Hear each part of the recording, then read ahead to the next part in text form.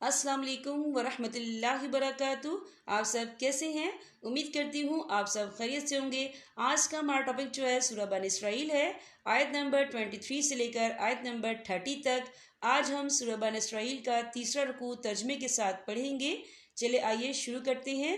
شروع کرتی ہوں اللہ تعالیٰ کے نام سے جو بڑا مہربان نہایت رحم والا ہے۔ ترجمہ: اور تمہارے پروردگار نے یہ حکم دیا ہے کہ اس کے سوا کسی کی عبادت نہ کرو اور والدین کے ساتھ اچھا سلوک کرو۔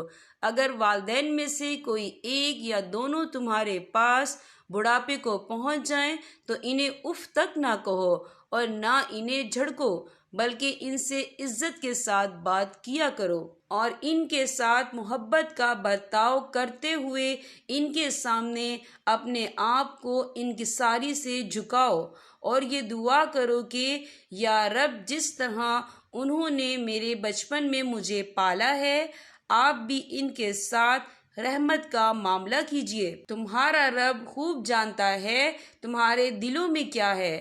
اگر تم نیک بن جاؤ تو وہ ان لوگوں کی خطائیں بہت معاف کرتا ہے جو کثرت سے اس کی طرف رجوع کرتے ہیں، اور رشتہ داروں کو اس کا حق دو اور مسکین اور مسافر کو ان کا حق دو اور اپنے مال کو بیہودہ کاموں میں نہ اڑاؤ۔ یقین جانو کہ جو لوگ بیہودہ کاموں میں مال اڑاتے ہیں وہ شیطان کے بھائی ہیں، اور شیطان اپنے پروردگار کا بڑا ناشکرا ہے۔ اور اگر کبھی تمہیں ان رشتہ داروں، مسکینوں اور مسافروں سے اس لیے منہ پھیرنا پڑے کہ تمہیں اللہ کی متوقع رحمت کا انتظار ہو، تو ایسے میں ان کے ساتھ نرمی سے بات کر لیا کرو، اور نہ تو ایسے کنجوس بنو کہ اپنے ہاتھ کو گردن سے باندھ کر رکھو، اور نہ ایسے فضول خرچ کہ ہاتھ کو بالکل ہی کھلا چھوڑ دو، جس کے نتیجے میں تمہیں قابل ملامت اور کلاش ہو کر بیٹھنا پڑے۔ حقیقت یہ ہے کہ تمہارا رب جس کے لیے چاہتا ہے رزق میں وسعت عطا فرما دیتا ہے، اور جس کے لیے چاہتا ہے تنگی پیدا کر دیتا ہے۔